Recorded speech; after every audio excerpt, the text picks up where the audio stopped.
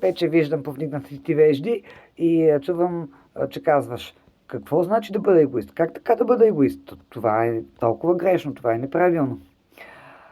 Истината е, че не е съвсем така. И сега ще ти обясня защо.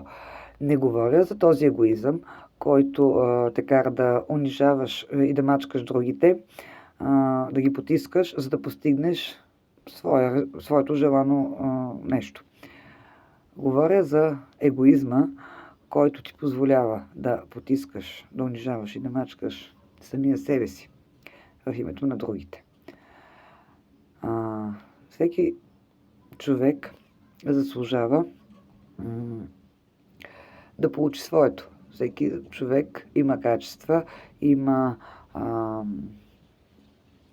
и недостатъци, както и всички останали. Тогава защо да е лошо да се погрижиш за себе си, т.е. да си егоист, а е добро да се грижиш за другите? Всички хора сме Божи творения и всеки един заслужава най-доброто. Защо мислиш, че при теб е по-различно?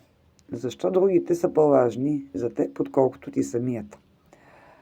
Може би защото нямаш самочувствие. Ето това е нещо, което може да се промени. Аз промених моето самочувствие и придобих една доза здравословен егоизъм благодарение на курса Super Jump.